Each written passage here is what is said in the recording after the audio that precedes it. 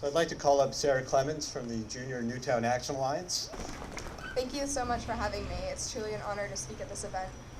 I'm here not only as a close friend of Monty Frank, not here only as the daughter of a Sandy Hook Elementary shooting survivor who's courageous enough to stand with us at this rally today. And I'm not only here as the founder of the student branch of Newtown Action Alliance and an unwavering supporter of Team 26. I'm here as all of the above, but in the broadest senses, I'm here as a young person. America has been at war for most of the 18 years I've been alive. I am a child of the Iraq and Afghanistan conflicts, and yet I'm also a child of the domestic war we continue to wage today. A war that has no name, a war that can also most definitely be labeled as a public health crisis, a war that we have yet to fully acknowledge as a collective nation, and a war that I personally, shamefully failed to see until it arrived at our doorstep here in Newtown on that dark day in December 2012. I knew, I think, even hours after my family came home that day, that the only way I'd be able to move forward was if I helped make change so no one else had to go through what we did. Yet they have. As you've already heard today, more than 40 school shootings have occurred, and hundreds of young people have died from gunshot wounds in the city of Chicago alone since 12/14. Children and teens in the US are 65 times more likely to be killed with a gun than our peers in the UK.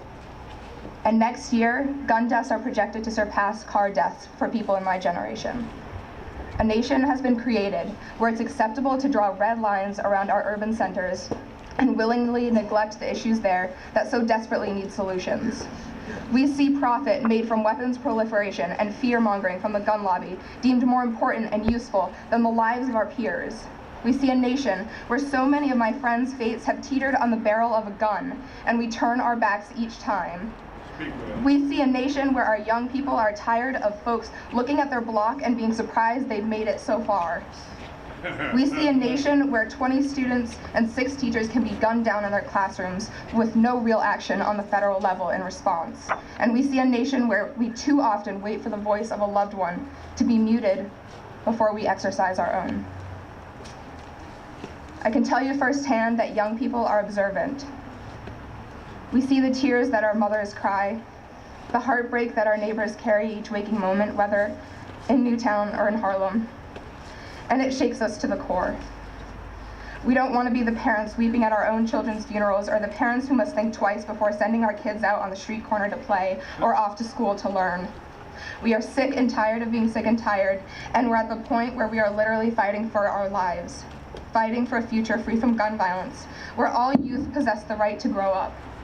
For if I and my other friends in Newtown have learned anything, it's that the rights that we have the privilege to possess are worthless unless we fight for others to have them too.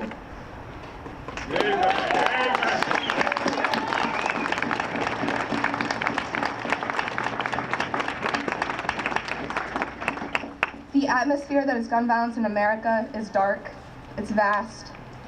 Gun violence does not observe color or religion or zip code or gender, but the tides are shifting. The atmosphere that is grassroots activism is the brightest light shining in that darkness. And when we see students, moms, dads, faith leaders, teachers, survivors, family members of victims and law enforcement officers, and veterans standing together like this, we know it's not just for show. This is real. Each one of us, each one of you, standing here today has a story, a reason why you're fighting for safer communities with a fire in your heart that is impossible to describe in words, that can only be felt to be understood. Our stories are all different. Our experience in Newtown is different from the experiences of my friends in Harlem and Hartford and Chicago. But at the same time, we all experienced gun violence. We are all victims of this domestic war, and our experiences ought to allow us to understand better the ground upon which the others walk. Team 26 is perhaps the most perfect embodiment of this notion we have seen. They are stopping in every type of community out there. They're building these bridges, riding this path connecting us all, urban, suburban, and rural. And it proves that although we come from different places and experience different types of gun violence, we can be, and are, one voice when it comes to the change we must make. To me, Team 26 is a physical and emotional reminder of the lives we cannot allow to be lost in vain. The epitome of resilience and courage and drive.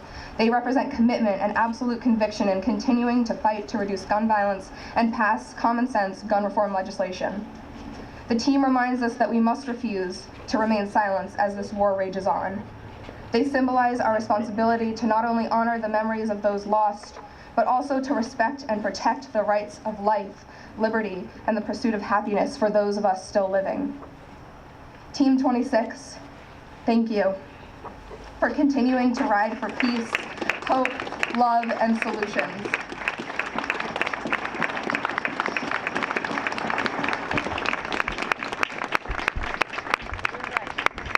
And thank you for vowing to fight for a safer America.